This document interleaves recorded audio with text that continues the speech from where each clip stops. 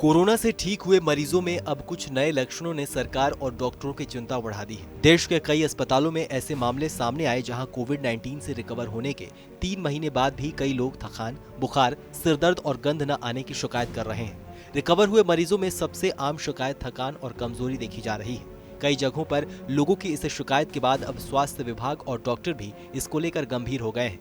Doctor और medical research से जुड़े लोग इस समस्या को लॉन्ग कोविड कह रहे हैं।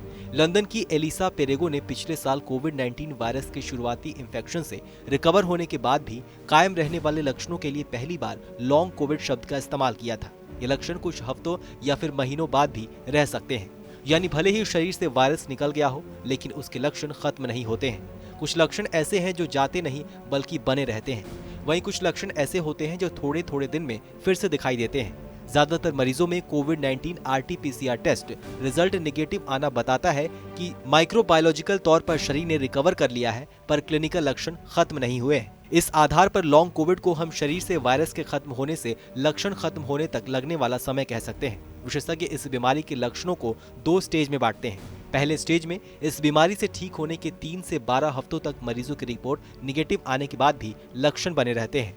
वहीं दूसरे स्टेज में बीमारी से ठीक होने के 12 हफ्तों के बाद भी मरीजों में बीमारी के लक्षण बने रहते हैं। कई देशों में इस बीमारी को लेकर रिसर्च किए जा रहे हैं, लेकिन हमारे देश भारत की बात करें तो भारत में लॉन्ग कोविड को लेकर कोई स्पेसिफिक डेटा मौजूद नहीं है। ना तो सरकार ने अभी इस पर नजर रखी है और ना ही कहीं कोई अभी इस पर स्टडी की जा रही है।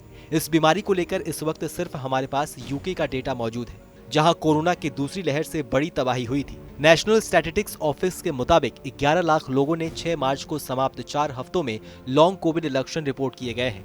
उनमें से 2/3 के लक्षण 12 हफ्तों से पुराने थे। भारत में दूसरी लहर के आंकड़ों को देखकर अंदाजा लगाएं तो लॉन्ग कोविड से जूझ रहे लोगों का आंकड़ा बहुत अधिक हो सकता है। यह पहले से तनावग्रस्त हेल्थ इंफ्रास्ट्रक्चर पर बोझ बढ़ा सकता है। मतलब कोरोना मरीजों की रिपोर्ट भले ही कुछ हफ्तों में निगेटिव आ जाए, लेकिन वायरस का असर मरीजों में लंबे समय तक देखने को मिल रहा है। इस खबर को लेकर आपकी क्या राय है, हमें कमेंट सेक्शन में लिखकर जरूर बताइए। बाकी देश और दुनिया की अन्य बड़ी खबरों के लिए सब्सक्राइब करें TV9 भारतवर्ष।